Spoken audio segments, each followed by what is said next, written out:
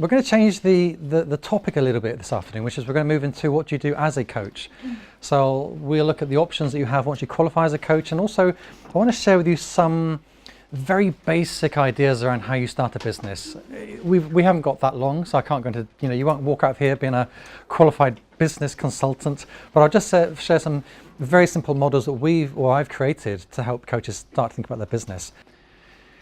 I want to start the afternoon session with a little bit around accreditation and credentialing. I think it's important to kind of contextualize the profession as we're at the moment in terms of who does credentialing, who does accreditation, what's the difference between them.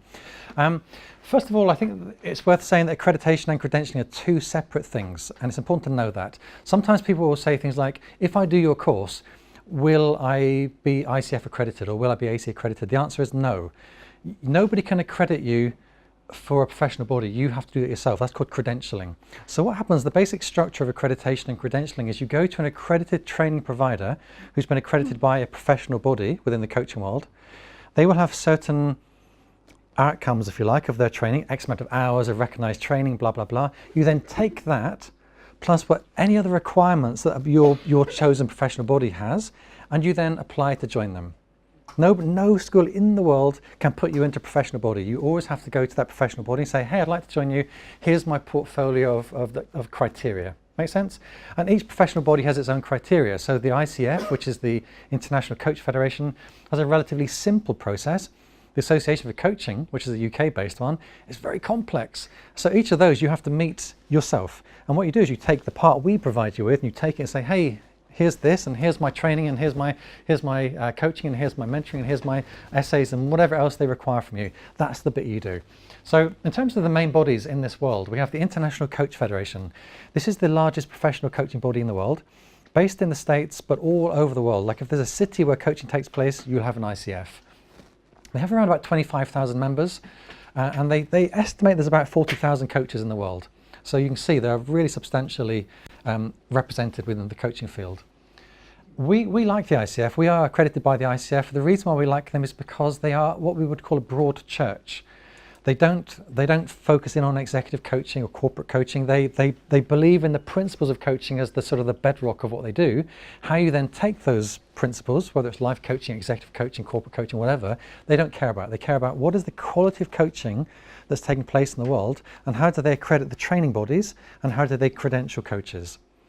And I think they're very progressive. It's an interesting one because there's a bit of a tension in the ICF between the old competencies that they started with back in 1995 and where they are now in 2017. And I really genuinely believe that they want to be here, but the workload to reconstruct the competencies feels too big for them. So they're kind of keeping the competencies even though the philosophy and the mindset's changed. So there's a bit of a tension, and I think we're going to see that resolved over the next few years, where their competencies are more in line with their philosophy. And what I mean by that is they still have elements of their competencies which are about setting goals, achieving outcomes, whereas philosophically I hear them talk like I do, which is it's about a collaborative space, and I think they need to bridge that gap, but they're a very interesting and progressive body. Second is the Association for Coaching. Now they are the largest professional body in the UK. So the ICF, although it's the largest in the world, they have about 2,500 members here. The AC are UK based, they have about 4,500 members. So they're a large-ish body in the UK. We like them as well. They're a very broad church as well. They do some great research. They have a journal called Global Perspectives. We know the editor, a lady called Hetty. She's come to do no, she's been and done the talk, hasn't she? Yeah, she came and did a talk for us. So we share a lot of the same values, which is coaching as a collaborative space. Now, probably the one oh, it's not up there. Well, that's why it's not up there. Because the third one, which we don't resonate with so much, is called the EMCC, the European Mentoring and Coaching Council.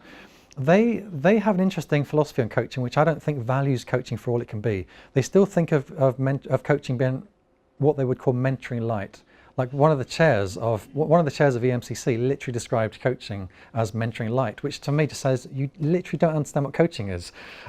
So we have tied up with them when it comes to supervision, because they are the leading authority in coaching supervision, but not so much coaching. I feel like they don't represent who we are as a school.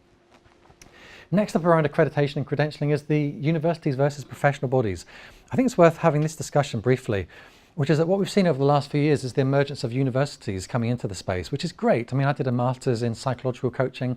I started a master's in integrative coaching and counselling, which I didn't do because I didn't like the counselling, but I started it. And what I'm noticing is that the universities have taken a much bigger footprint in the coaching world. I think that's a great thing. However, my experience is that the universities tend to treat it more, as you can imagine, as an academic study rather than as a practical one. There are sometimes practical elements to it, but on the whole, the energy of the academia is one of theory and study, etc., rather than the practice of it.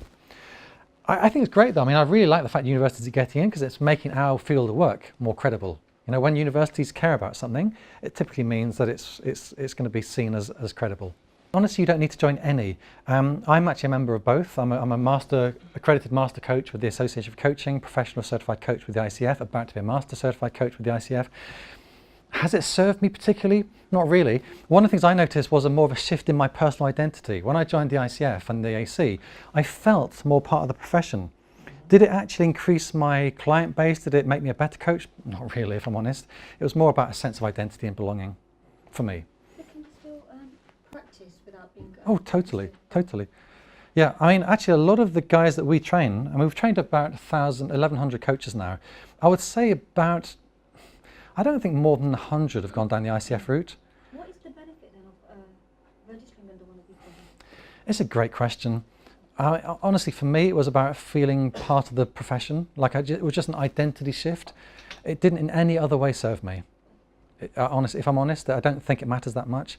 It can do, depending on your context. So as a life coach, which is what I am, it doesn't matter too much. If you're in the corporate space, you might need ICF, or you might need AC, or you might need EMCC, depending on this. We had a guy that trained with us about a year ago, a guy called Martin, who said, Nick, I want to train with you, but only because I've been told by my employer that I can't do any more coaching unless I become ICF credentialed.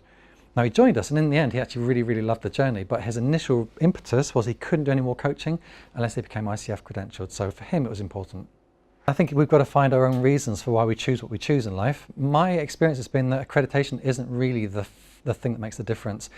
I tune into my gut now. I did a master's at Metanoia and I absolutely adored it. It was fabulous. I mean, it was the experience for me as a thinker, very theoretical, very highfalutin. The guy that ran it, called Simon Kavickia, was so immersed in theory. I love it. It's great for me. So I went with my gut.